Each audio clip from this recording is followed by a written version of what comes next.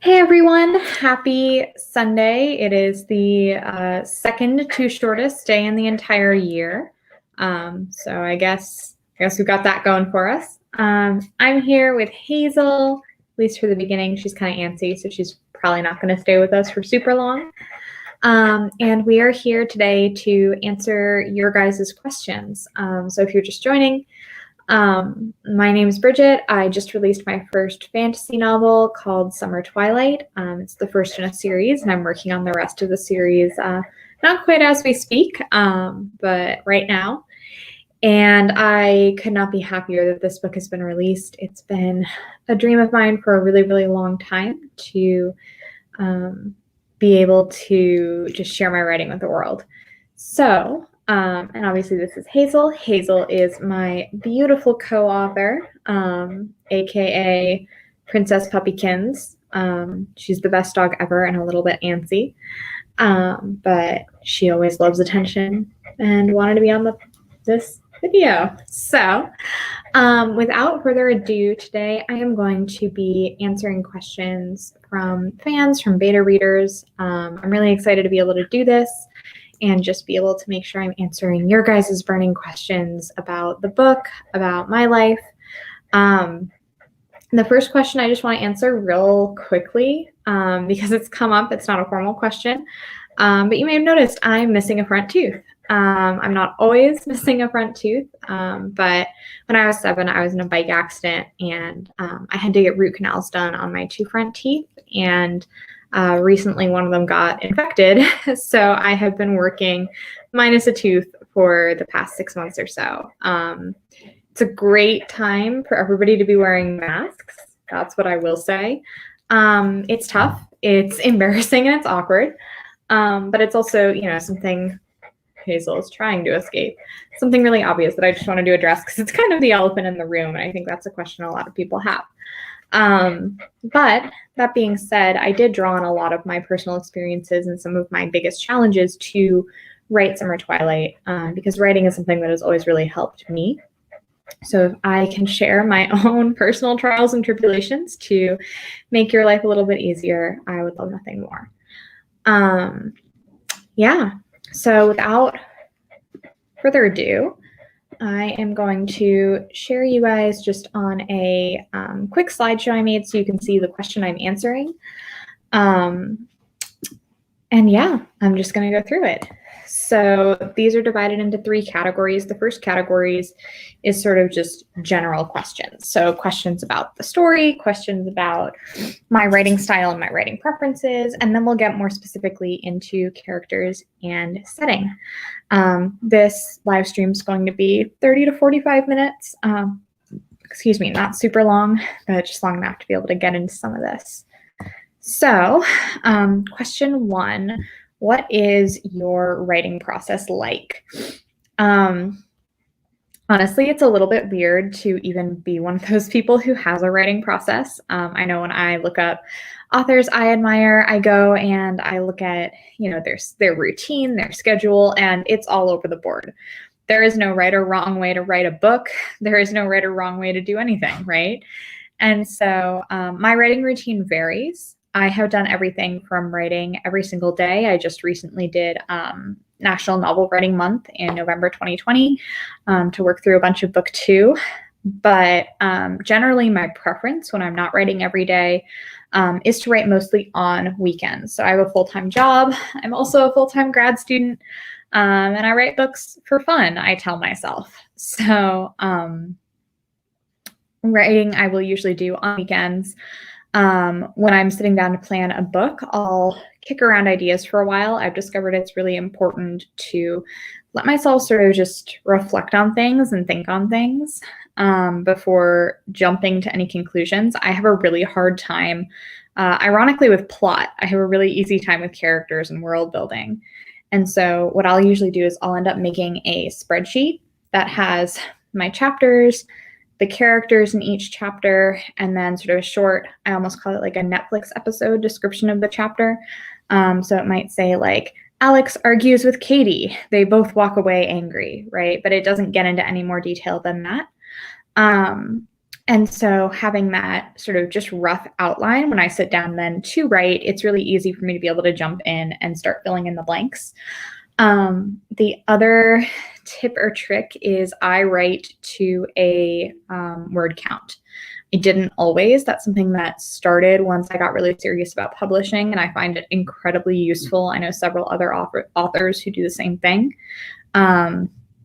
I sit down and I write a chapter at a time. I write in chronological order because otherwise I get mixed up with who is where and doing what. And I will typically shoot my chapters to be anywhere from 1,500 to 2,500 words.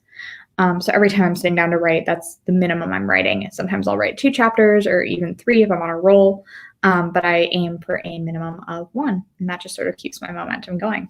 If I were a full-time author, I would love to write every day. I would love to spend every minute of every day working on it, but balancing a job and grad class definitely cuts into that time. The next question, why did you write a book? I ask myself that a lot. Why did I write a book? Why did I not only write a book, but commit myself to a series? And for me, the answer is as simple as I don't know what else I would do. I love writing. I've always loved writing. And writing for me is a way to process the world. It's something I do for fun. Similarly to like playing video games or going for a walk. It's enjoyable. And I really genuinely believe that my writing can help people. I really hope it can. So I wrote a book for the simple reason that growing up, books really helped me. They saved me when I was going through a lot of stuff, fantasy books in particular, and books about, strong female protagonists, really sort of showed me that as a woman, I could do anything I wanted, and nobody could get me down but me. And so I really wanted to be able to share that. I would love to eventually be a full-time author. I don't know how realistic that is in the next 5 years, but I wrote a book because I love it. It's my calling. It's my passion. I'm a terrible artist, but writing I can do. The next question is, what themes does your book deal with? My book deals with a lot of different themes, and the big central message, I think, is that humans aren't perfect. Spoiler alert, if you didn't know.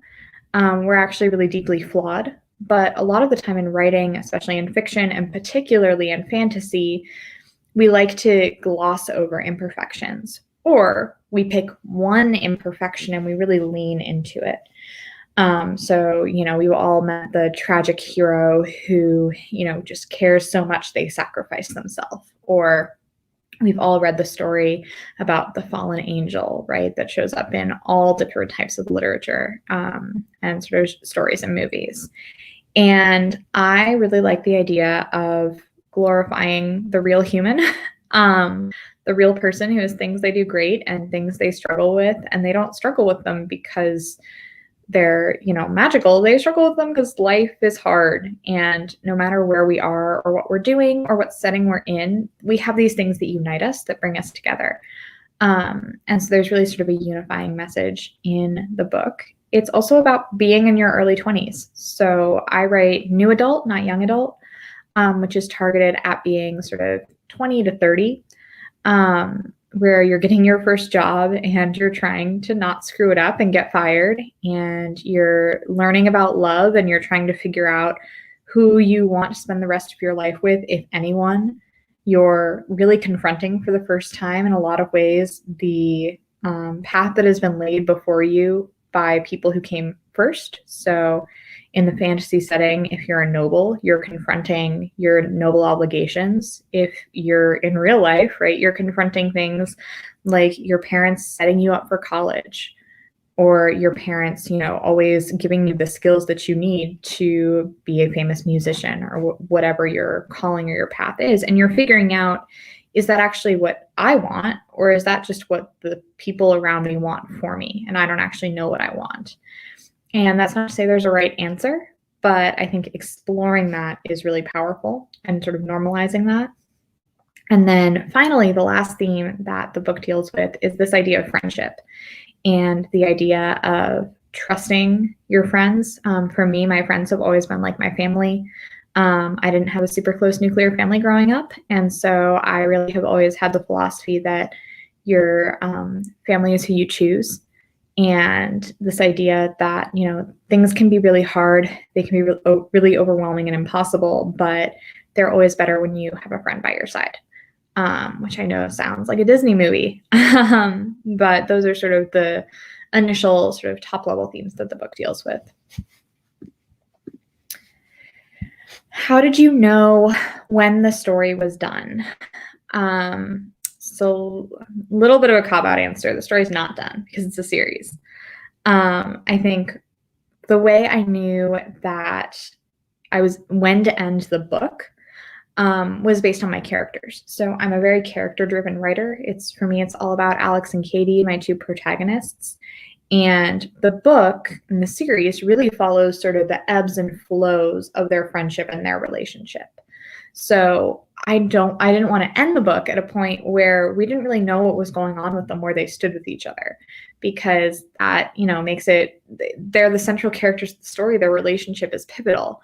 So for me, the story sort of breaks and pauses at a point where they've, been through a big event. There was a big harvest festival they both attended.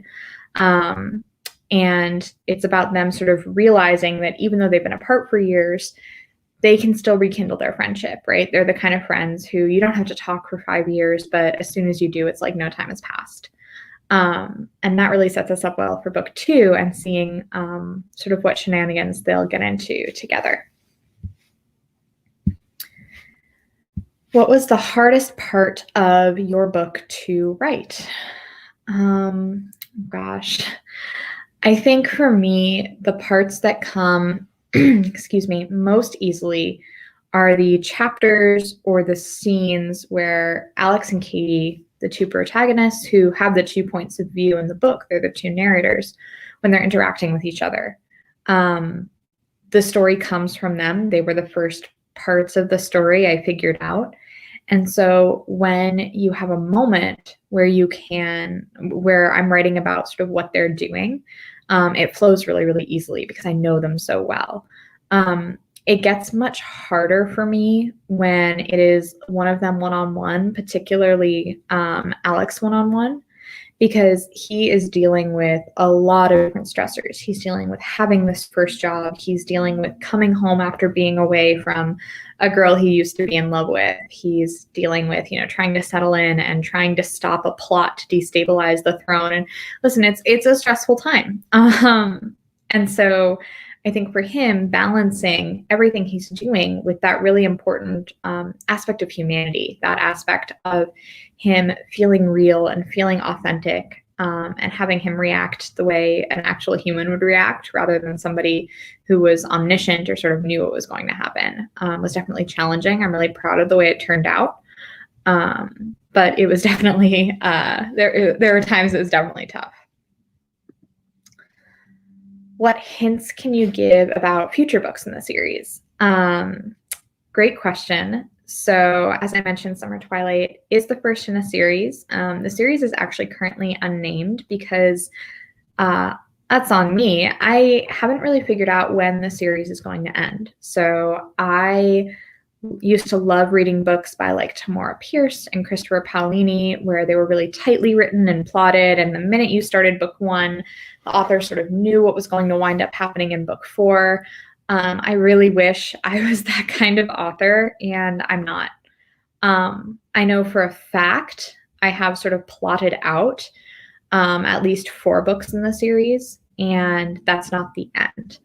So the 4 books look at a single year, starting at the end of summer with Summer Twilight, and then going into autumn, winter, and then spring again. And from there on, there are more stories to be told, but I have yet to figure out exactly how what format that fits into. So these first 4 books are really focused on Rosemore, which is the setting we're in for Summer Twilight, this provincial kingdom. And once we get through those first 4 books, we're really exploring the much broader world that exists. All right, character secrets are next. What character do you identify most with? So I think any author who tells you that their characters don't reflect them or the people in their life are lying to you. I work very hard to make my characters feel genuine, and part of that is looking at the way people around me think, behave, create, and trying to reflect that, right? To make sure that when my characters are in situations, they're reacting in a way that they actually would if they were, you or I. And I think my characters tend to exemplify different aspects of myself and, people I'm close to. Not always in a flattering way, but more importantly, not always in the way that I wish that is reality. So, for example, Katie, who is the heir to the throne of Rosemore, she is really driven by her people. She takes her noble obligation incredibly seriously, to the point where she is willing to set aside her own happiness to be able to fulfill that obligation. That's something I share a lot of traits with Katie. I believe in public good. I'm very stubborn. But I don't know that I could be the level of self-sacrificing that she is. And it's fascinating to be able to explore characters that exemplify character traits that I have or that, close friends of mine have, exemplify them in very different ways. So another example is Alex, the other protagonist. He is sort of embodied by this idea that he has to be a protector. And he has to protect his family, his friends, his kingdom, to the point where he, that is his driving force, which I really, again, I think would be really cool if I was able to pull that off. But I think I have sort of those character traits to a lesser degree. What character would you want to be friends with? So Katie has two servants, Margot and Merrick. Margot is sort of her maidservant, and Merrick is her personal bodyguard. Margot's been with her for about 1.5 years, 2 years. Merrick's been with her as long as she can remember. And together, the three of them have this really, really tight-knit friendship because Margot and Merrick are really the only people in Kitty's life who sort of tell it to her like it is. And, give her a hard time about things, sometimes give her that advice that she really needs, but nobody else is willing to give her. So I would love to be friends with both of them. I think they're both super fun people. They're both really dedicated people. They're both really loyal friends. I think I would learn a lot from them. What is your process for creating characters? So character creation is one of my favorite things to do, probably just after world building. I'm a character-driven author. So part of the reason I struggle sometimes with plot is I listen too much to my characters and I just sort of let them do what they want to do, which isn't always what the story needs to have happen. But when I sit down to create characters, the first thing is whatever pops into my head. So let's pick a stereotype, right? Let's pick the self-sacrificing noble princess. So that's the stereotype that Katie's based off of. But then I took that and I was like, what can I do to subvert this? What can I do to twist this? What can I do so that you, the audience, automatically know, okay, this is a little bit more complicated than meets the eye. So Katie is a princess. She's very clumsy. She loves getting dressed up, but hates itchy gowns. She is incredibly messy and leaves a trail of disaster behind her wherever she goes. One of her favorite things to do is just go and walk around the city and meet random people and buy food and drink. So all of those factors, they relate to this idea of being a noble, but the aspects of sort of that make her unique really come out. I also have a background in Dungeons and Dragons, and I really like using sort of some of their creative models to help flesh out my characters. So the idea of understanding what are traits the character has, what are bonds they feel really strongly. So what are things they're like tied to or connected to? What are flaws they have? And sort of what are their goals? What are they looking for? What's their motivation? The final thing I really like doing is I love looking at character art and concept art. That character art and concept art I find really helps me figure out what I think my character should look like, or helps me almost take this like amorphous blob I might have in my head and sharpen it a little bit into a way that I can actually describe to another human being. So all of those things. Oh, the other thing, I will make Spotify playlists or listen to certain songs that remind me of characters, which I really enjoy doing. I find it sort of helps me get in their head a little bit more, and also helps me make sure that I'm being true to decisions they make. Something I know a lot of authors struggle with, fiction authors struggle with, is making sure their characters make choices that are authentic to the character, not authentic to the writer. So just because I would choose to do option A, that might not be authentic to my character who wants to do option B or C. And so making sure that I'm making decisions for them and not for me in the book. If that makes sense.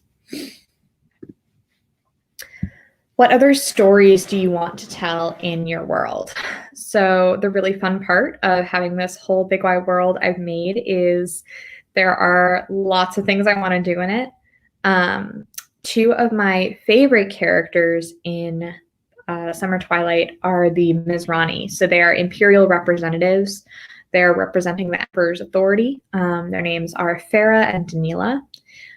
They're these incredibly strong, badass women who aren't afraid to, speak truth and own their authority, which I think is really, really cool and awesome to exemplify. I really want to explore both of their backstories and their motivations a little bit more. There's a lot sort of there that I've created or that is sort of floating around in my head. That, doesn't get a chance to shine in Summer Twilight, but I'm really excited to explore more. I'm also really excited in the long term to be able to explore more about magic. So the magic system that exists is really interesting because one of the big sort of challenges in the entire series is that magic is slowly vanishing from the world. And so there's this question of why that's happening, how magic could be gotten back, where does magic even come from? Are the gods real? Are they not real?